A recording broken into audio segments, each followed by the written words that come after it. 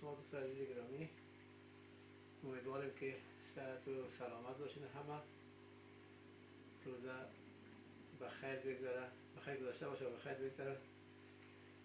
فردانه پس فردا عید است. عیدم پیش برای شما تبریک میگیم. انشالله روزای خوب رو پیش رو داشته باشیم. عید خوب و خوش.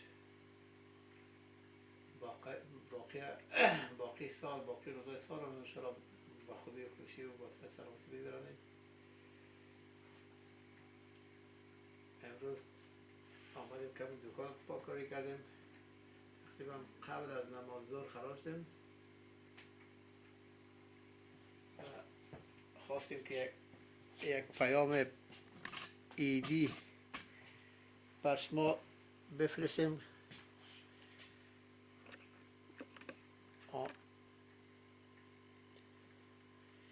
گرچه انشالله حرف میزنیم بعدا، اما انشالله که خواستیم پیش بر شما تبریکی بتیم. هیده امروز با دکان پاک کردیم، زیاد وقت گرفت.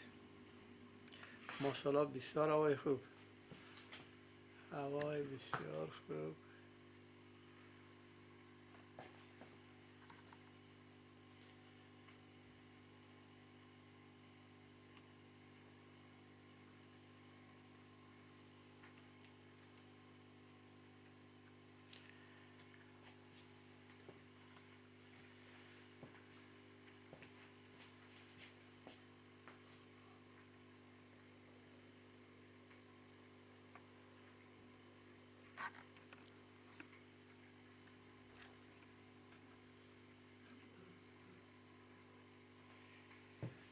امروز 29 مارچ 2025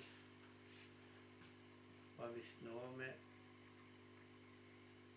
ماه رمضان مبارک.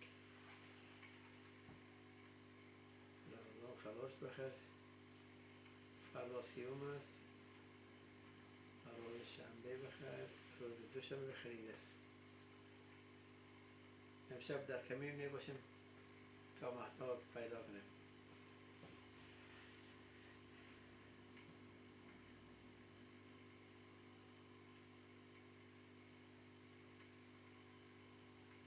عزیز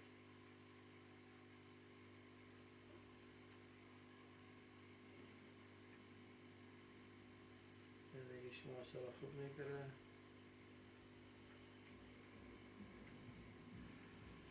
امروز دوشنبه بخیر. انشاءالله ساعت 10 را 10:30 نماز عید را در حسینی ولی اصل انشاءالله میخونیم. از ما 30 روز پورا میشه. دوستایی که 20 روز میشه.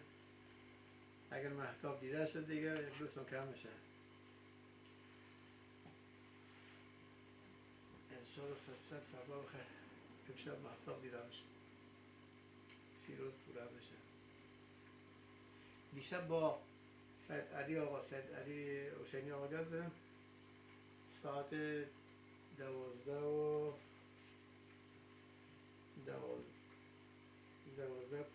به نظرم ما نمیشه، یعنی ما متولد میشه.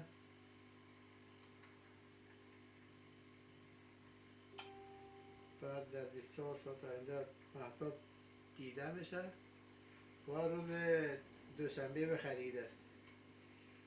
یک بار دیگر عید را پیش بر شما، بر کل شما عزیزایی که از این طریق کامرا من میبینید، نروژ، جرمنی، اتریش، هلند، بلژیک، یوکی، استرالیا، آمریکا، دوستایی در هر جای هستین عید براتون پیش تبریک میگم. آرزوی صحت سلامتیتان داریم. خوب باشین انشاءالله. زندگی و کامتان باشه و شب روز خوب و با صحت و سلامتی سپری کنیم.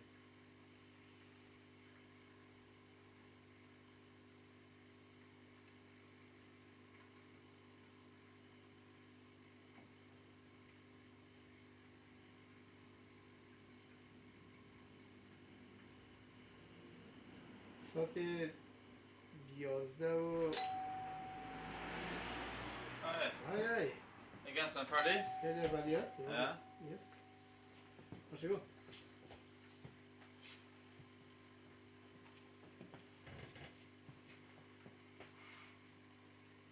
Varsågod. Tack. Ja, varsågod.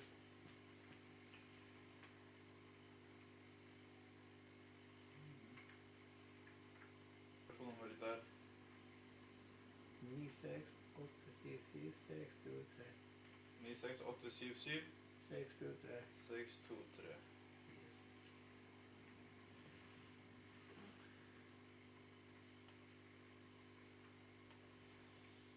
Ja.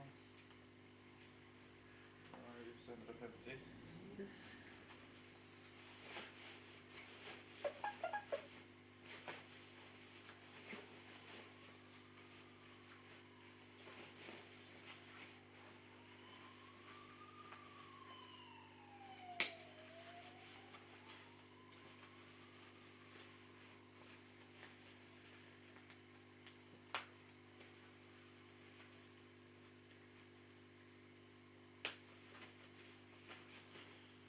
Yes, tack för hjälpen. Varsågod. Ha det gott då. Okej, ha det bra. Ja.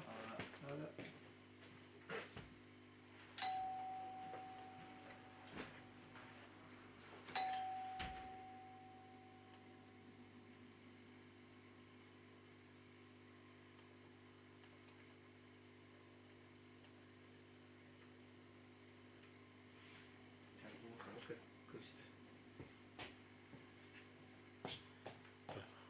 قسم کلش خراب کردید امروز پاکش کردیم دکانه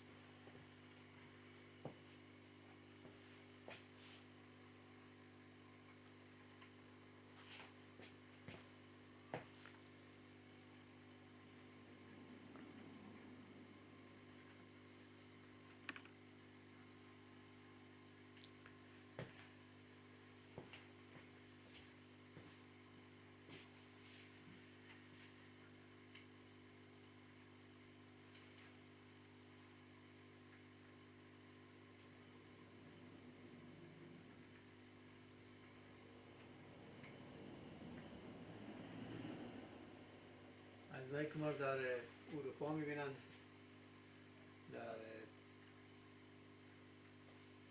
نروژ، اتریش، جرمنی، هلند، بلژیک، یوکی، امریکا و استرالیا و هر جایی که ما دوستایی که از یک میبینن پیش باشن ایده باشن تبریک میگیم. حاضر قبولی اطاعت و بالات هم شما رو داریم. ما امشب نوشته بخیر منتظر ما باشین. فردا نه پس فردا بخیر عید است، دوشنبه.